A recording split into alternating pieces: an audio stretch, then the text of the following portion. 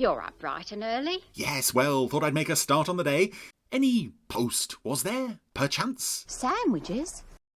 No, post, as in, letters? Letters? Yes? No. Oh. What's the matter? Wait a minute. I've just remembered.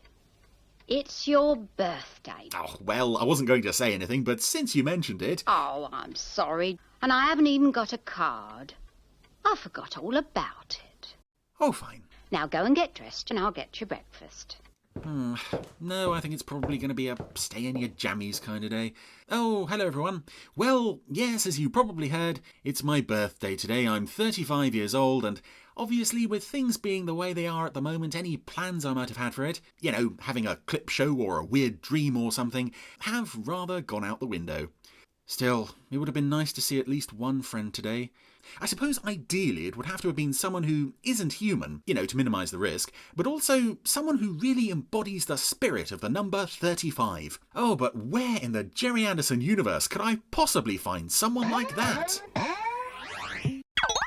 035, reporting for birthday duties, sir. 35? How absolutely wonderful to see you again. Oh, and you, sir. But what are you doing here?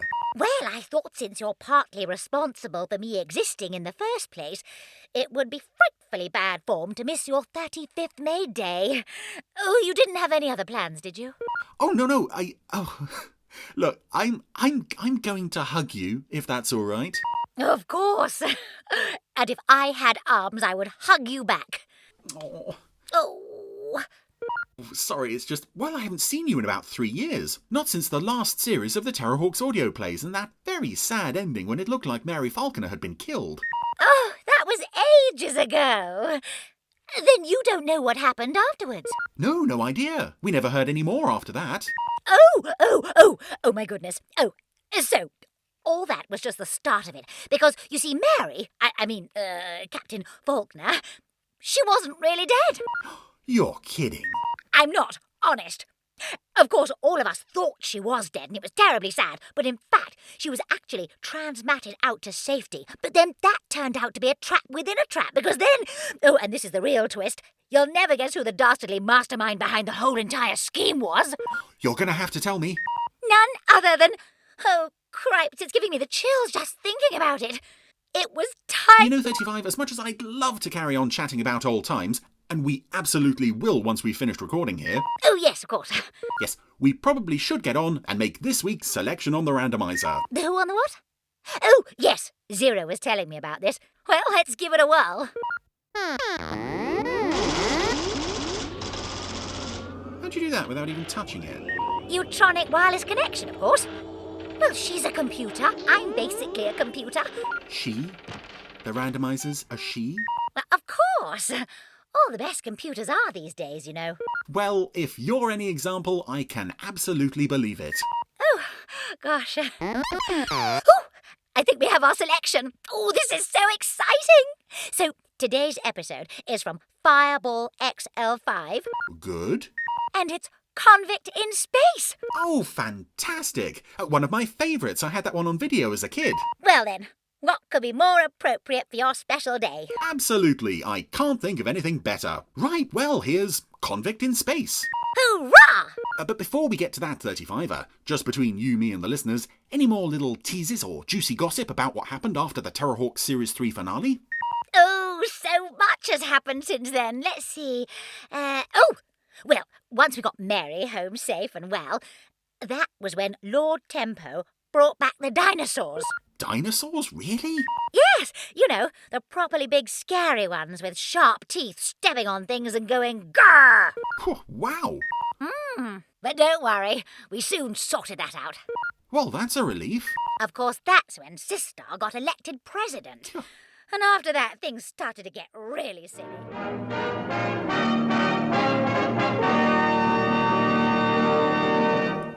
So, a birthday treat for me with a return to Fireball XL5 and an episode I remember very fondly from my childhood, Convict in Space, starting with this lovely pan across Space City. And at this point, the bases in the Jerry Anderson shows don't quite look as impressive as they would later on.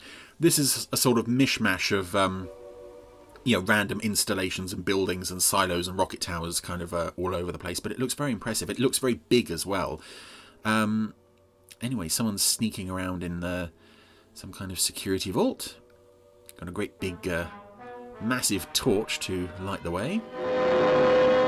At last, these plans will command a high price anywhere in the universe. And one of my favourite XL5 villains. We'll soon cut through this Earthmate safe. Then the plans will be mine. Now I've reminded myself what I'm here to do, I'll get on and do it. Yes, Growth and Deblis. Secret plan stolen from United States base, believed to have been transported into outer space. Spaceship is type... Are you for real, guy? Reported in Sector 25. Oh, of course. Sector 25. Oh, patrol vessel will be notified. Yeah, this was an episode on, as I've mentioned before, as a kid, I had 2 VHS volumes of Fireball XL5. Alert him, Lieutenant. Volume 4 and Volume 6. This was on Volume 4, which I got one Christmas, and I watched that tape to death. And this was probably my favourite... this wasn't my favourite episode on the tape. Last of the Xanadu's was my favourite episode on that tape. This was the second favourite. This is the work of Growth and Deblis again, Steve. Investigate any spaceship type 37H. Roger, Commander. So Deblis is up to his old tricks again, huh? Now, don't worry, we'll catch up with him. Yeah, I watched that tape to death, and it's one of those bits of merchandise I really regret getting rid of because it was just such a hugely nostalgic thing for me, even if I didn't have a VHS player to play it on now, which I don't. I would still love to get my hands on a copy just for old time's sake. 7H rocket in that group. One of the best Christmas presents I ever got, this tape. A spaceship type 37H. I found him. But it's not coming from the direction of Earth. Oh, so we're on the trail of Deblis already. The course of the ship had me guessing. But now I've got it figured. Deblis is made to stop somewhere between here and Earth. Why do you suppose that was, Steve? I don't know, Matt. But give me the course and we'll find out. Venus is here as well. She looks like she's about to fall asleep on her feet. Ah, poor old Venus.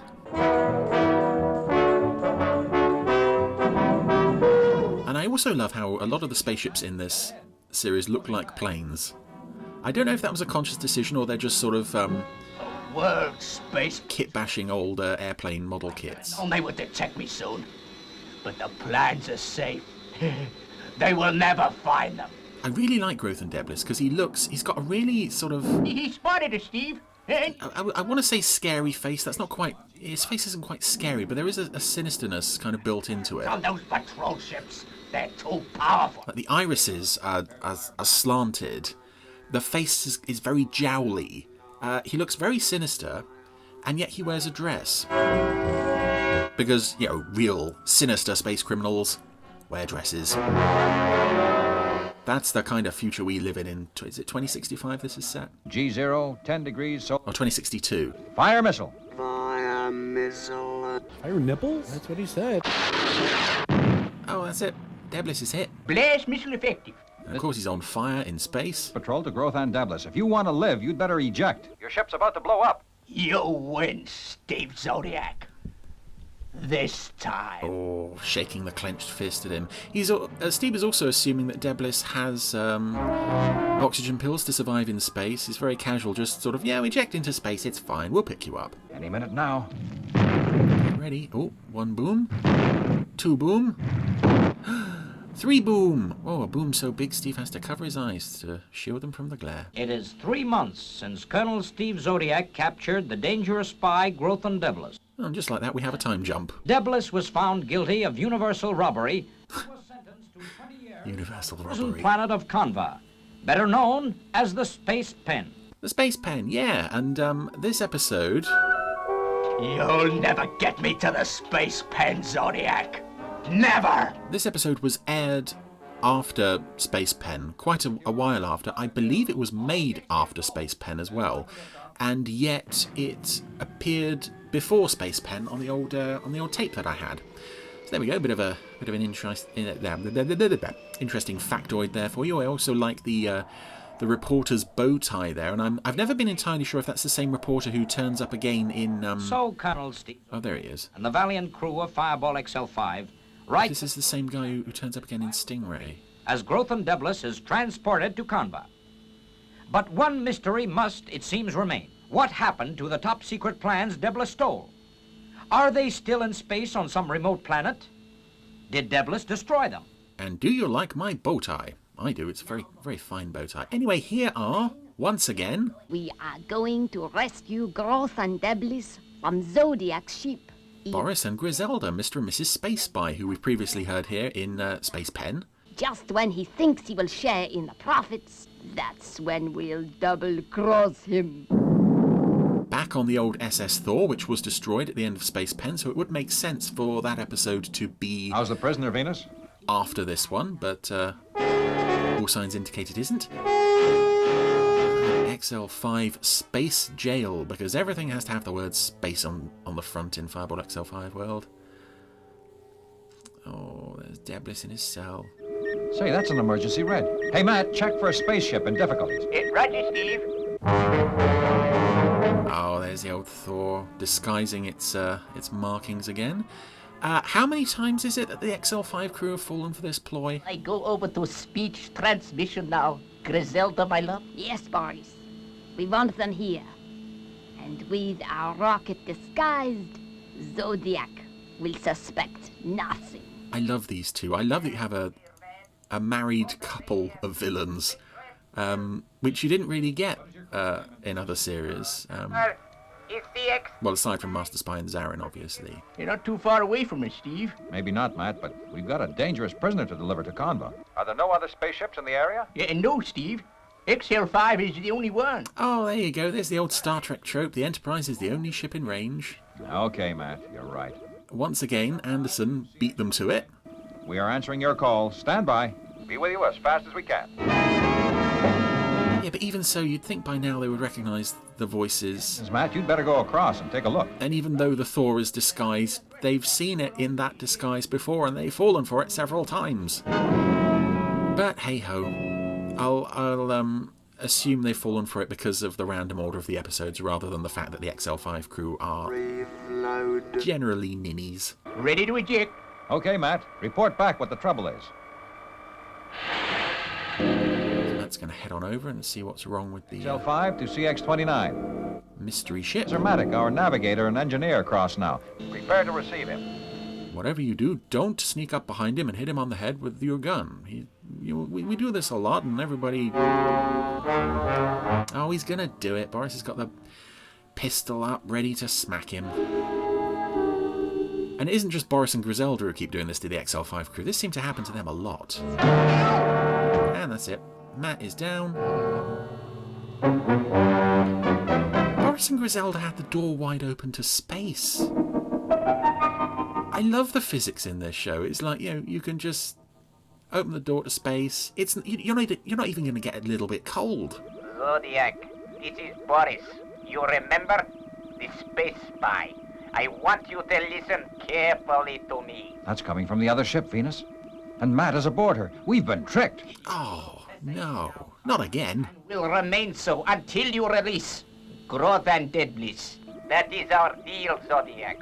What do you say? Why, you low-down space snake. But Steve, the professor, he's in debt. Oh, if you're going to call me a low-down space snake, I surrender immediately, Steve Zodiac. A thruster pack, and we want no tricks, Zodiac, or the professor will suffer.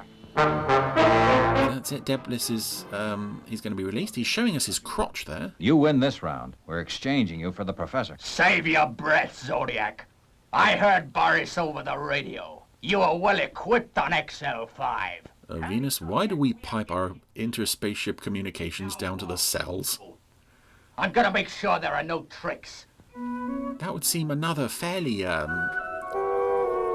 drastic security breach on this ship, but there we go. This ship was founded on the principle of, And remember, one false move, and the professor is done for. I told you would never get me to the prison planet. Oh, I love that shot of him shaking his fist as the doors to XL5 cockpit close. The mechanism that controls this door.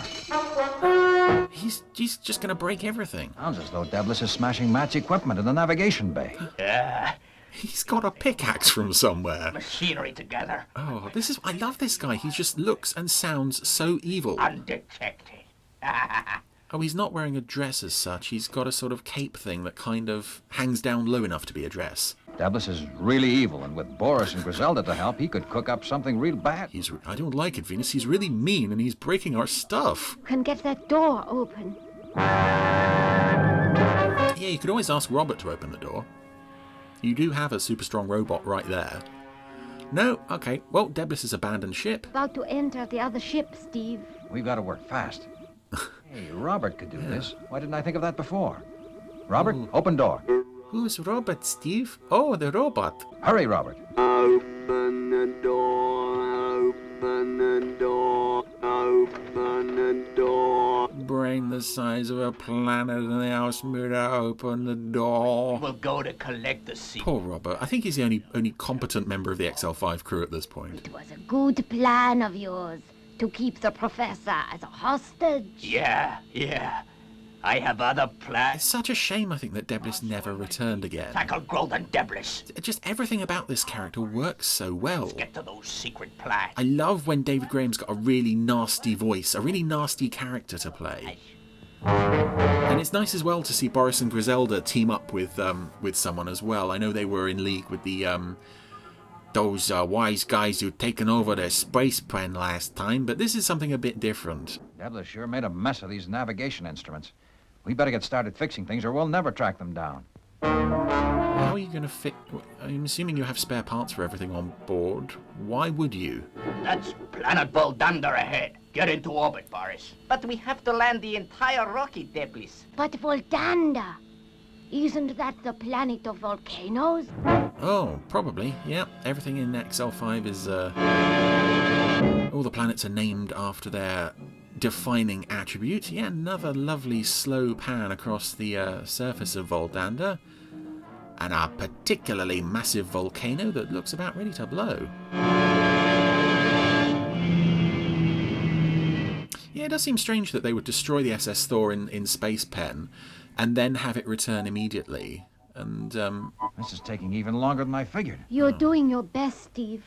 No one can ask more. I could ask you to help Venus rather than just stand there making asinine comments, but, you know, you do you. Get the plans and take care of Professor Marek. And what do we do, Groden? You'll stay right here and wait for me. You understand?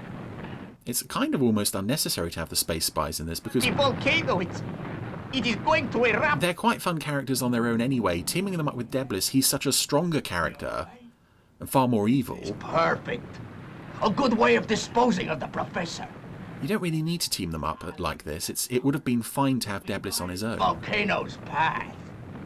Yep, he's going to lock Matt in a tower right next to the volcano. Just a few more neutronic electrovogels to connect, Venus. Oh, do hurry, Steve. Yeah, again, want to help? No? Okay. Oh dear. Venus, what are you? Why did we bring you along?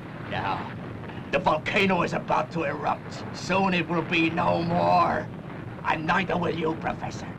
Don't worry about company. I'm gonna leave Boris and Griselda on the planet, so you won't die alone. Ah, that's it. Double crosser. He's got his secret plans out of the tower, locked Matt inside. He's got it all figured out. Oh, this is some really nice effects work as well. Meanwhile, Boris is going to pieces. We are doomed! Stop crying, you weakling. Oh. And the strings are really visible. Venus, now let's hope we can track them before it's too late. But the puppet is shaking and wiping his eyes as if he's really crying. Think I'd hand over the plans, did you? But we made a deal, Deblis. We rescued you for a half share. Fools! You're gonna stay here.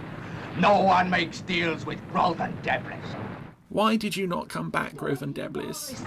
He can't do this to us. Stop him. But how, my love? He has a ray gun. Maybe we should have thought to bring a ray gun, my love. I also love that he keeps calling her my love, and he seems genuinely affectionate towards her, even though she treats him like utter garbage. And I think we all know a relationship like that. Oh, that's it. The volcano is spewing out lots of, nasty hot lava here. Boris and Griselda are forced to take cover behind some rocks. Deblis has taken the SS Thor. I've got it. They set course for Voldander. The planet of volcanoes. My guess is that Deblis plans to leave Matt there. You could be right. We'll set course for there. By going there, we might find out why he went there and thus find a way to stop him. Oh, that's really good thinking, Steve. I know I say these characters are dim. I feel I'm not giving them enough credit. I feel more like their thinking just operates on a completely different level to any other human being. It's wonderful. Oh, perhaps if we go to the place, we will find out about the place. Steve, be careful down there. That's it. Disconnecting Fireball Jr. down to the planet. They've left Venus alone on the main body of XL5, so that'll probably be crashing 5 minutes tops. And these lava effects are really good. This tide of lava slowly advancing on the tower. Things in its path are catching fire, like a little tree there. And meanwhile, there's all sorts of explosive bits spewing out of the top of it. It's Zodiac! He has come to save us! Hooray! About time.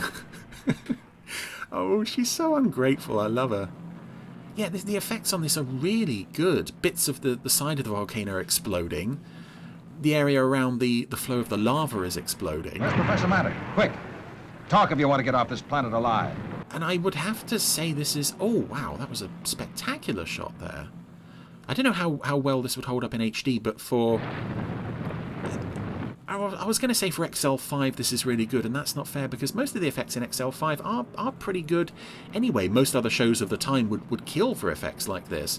But compared to the later, Thunderbird, Scala, the hugely impressive Derek Medding stuff, this is comparatively early days, and yet it really works. You could... Oh, gorgeous scene of XL5, Fireball Jr. approaching the tower. Zodiac to Maddox. I'm going to fire you up. Explosive thunderbolts coming out of the volcano, and it looks really impressive. Anyway, Steve is now going to fire out a line straight into the tower. Oh, and I love that shot, and I noticed that even as a kid. Around those balls. There's a shot looking down on Fireball Jr., and a smoke ring passes over the top of it, almost like a Mysteron ring. It's just the one though, but it's rather cool. Oh, and the tower is starting to buckle. Take it away! We're in proper Thunderbirds territory here, I think, with this. It's actual rescue time, which is Robert, keep Fireball Jr. up. Quite rare for this show, and even rarer to have a rescue that was so special effects heavy like this. It's fantastic stuff. Gotta work fast. That tower will collapse at any minute. I'm not entirely sure where he's left Boris and Griselda at this point. Jump on the jetmobile, Matt, and hurry! I mean, I would hope he hasn't left them unattended on Fireball Jr., but this is Steve Zodiac, so who knows? Oh, that's it. Steve's rescued Matt. Heading back to Fireball Jr. And the tower is tottering. The tower is tottering. Gorgeous shot of Fireball Jr. pulling away from the tower just as it buckles at the bottom. Tips over, and of course, kaboom! I'm not sure what was in the tower to make it explode, but luckily the Professor was not. Professor, it's all yours. Let me know when you've tracked our space spy. Oh, they really have taken Boris and Griselda up to the flight deck. You have a space jail, guys. I've sighted him, Steve. I know for some reason it's tied into your communication system, but lock them up, for goodness sake. Fireball XL5 to SS Thor. If you're not on board XL5 in 5 minutes from now, we fire. Curse you, Steve Zodiac, and all of the World Space Patrol. One day I'll get even with you. Yeah, Deblis' defining characteristic, aside from looking really evil, is clenching his fist, shaking it. They won't get away with this. Won't get away with this. Oh, Deblis has a new partner in the cell. In the space pen. Why don't you shut up? Shut up in the space pen. Oh. Shut up in the space pen. And with the rather unusual last line of "shut up me in the space pen," we leave Convict in space, and that was very odd that they put Robert in the cell with Deblis to guard him. He's pointing the gun at his face like point blank range, and Deblis could easily just reach out and take it. You could probably just say, "Give me your gun," and he'd be, "Oh yeah, I'll give you the gun." Anyway, that was Convict in Space, which I haven't seen for ages, and I really enjoyed coming back to this one after so long. Like I said, I watched this one to death as a kid, and I think it still holds up really well. Not all episodes of XL5 do, but this one, yeah, I think this one can really hold its own against a lot of the stuff that came later. The effects stuff on the planet at the end is just amazing. Lovely to see Boris and Griselda again. Growth and Deblis is a really nasty character, even though he ultimately doesn't really accomplish anything. It would have been really nice to see him come back again, but yeah, a real slice of my own personal childhood nostalgia there, which definitely did not let me down.